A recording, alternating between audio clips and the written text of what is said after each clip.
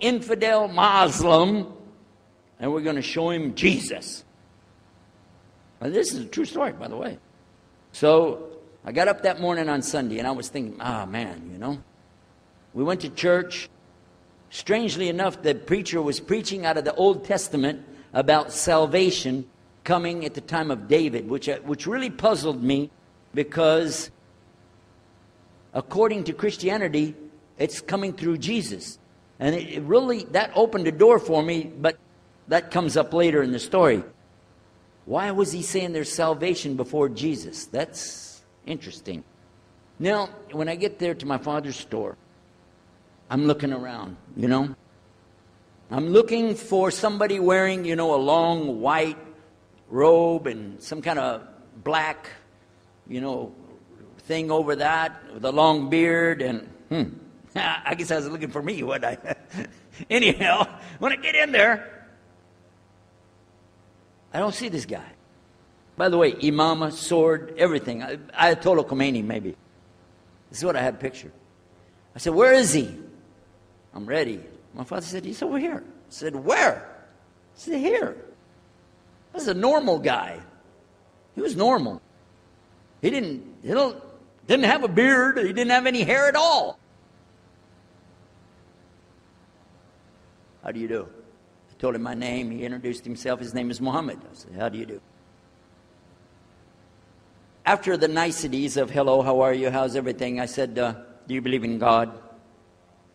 He said, yes. Oh, yeah? Sure. I said, but do you believe in the God of Moses? He said, yeah. Abraham? Yeah. What about David and Suleiman? He said, yeah. So when I meet this man, I'm impressed that he's believing these things, but I thought maybe he's just saying it. So I even asked him, what about Jesus? Because I thought maybe they're first I thought Muslims were like Hindus. That was first. And then when he said he believed in some of the things of the Bible, I said, okay, maybe they're like Jews. So that's when I said, yes, but what about Jesus? Do you believe in Jesus? And he said, yes. I said, okay, wait a minute. This is going to be easy. I can convert this guy. So I agreed that we're going to do business with him. And in fact, I took him immediately out to have tea together. We sit together, drink tea, talk a little while. And I start tearing the peach stream right away. I'm in the Bible. I got it right there. Flip it open. Genesis. Let's talk about Abraham. What do you know about Abraham? Abraham, he had 2 sons, you see. And blah, blah, blah, blah, blah. And I'm doing all the preaching to him.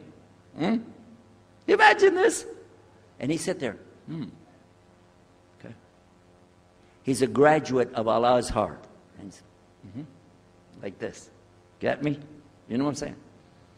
Well, it happened that during Ramadan, some of his friends that he was staying with, they had to move their apartment around or something, and he was going to go stay in the masjid for itikaf in Ramadan. It's normal. We didn't understand. I thought he has nowhere to go, and I told my dad, this man has nowhere to go. And my dad said, no, he's got money. I said, no, he doesn't. Dad, I'm telling you, he has no place to go. I heard him say he's going to go live in the mosque. To a Christian, if you're going to live in the church, ooh, that's the worst. So I said, let me offer that he can stay at our place.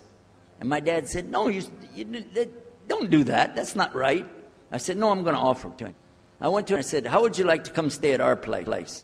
He said, no, I want to go and stay there. I want to stay in the mosque and something good. I said, oh man, look at this poor man. Oh my God. He doesn't know, he just, oh, poor soul. Please come and stay in our house. And he said, no, I can't. I need to go stay over there. I said, I'm scratching his dignity. So I told him, listen, no. I want you to come and you can pay. You can pay money and stay with us. He said, how much? I said, $15 a week. Which in America is like nothing. $15 is nothing. I said, and then he kind of hesitated. I said, and we'll pay for all the food. Well, you eat $15 worth of food in one day in America. He said, okay, all right. And I told my dad later, I said, see how I did that? Because now he'll stay with us. He knows he's getting a good deal on the food, and I was making it all about money. Well, I didn't know he wanted to come and stay with us. He wanted to learn about how we're Americans and how is the dawah going to be. What do we believe? Especially people who are preaching. So he came and stayed in our house. And I said, well, now that's good. I'll travel with him and go with him in places, and he'll see and he'll learn about Christianity. As we were traveling and working together, we put up tables just like this and booths and things and set things out for people to come and look at them and sell things. And I caught him one time. When somebody wanted to take something from the front, he took it from the back and gave it to him. And I looked at him. And the next time somebody started to take something, he took from the back and gave it to him. I said, hey, Muhammad, we take the stuff from the front because that's the old stuff. The new stuff in the back, just hold it back. You know what I'm saying? This is dated material. Get rid of the junk first.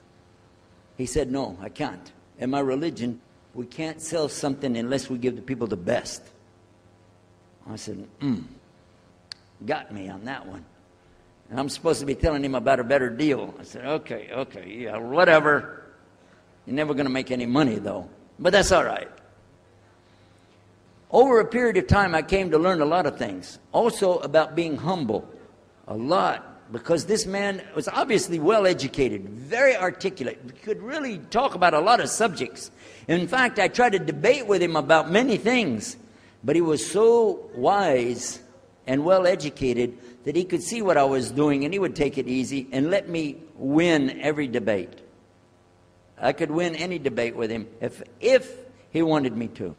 But if he wanted me to lose, I was going to lose. This was how well he could handle it.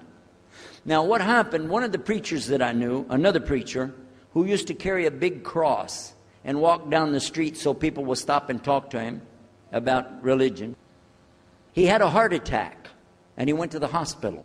So I went to the hospital to visit him, and when I was visiting him, I met another man in the hospital who was in a wheelchair.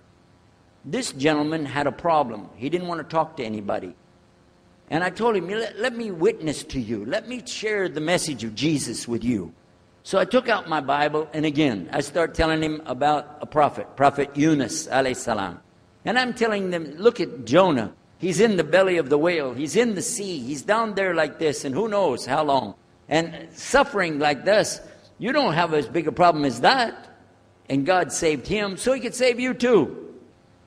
He said, didn't want to talk to me. I asked him, what's your name? He didn't want to tell me. Where are you from? He said, I'm from Venus. So what's that? Well, there is a Venus, Texas, by the way. But he said, he's from another planet. So each time I would go, I would talk to him, witness to him.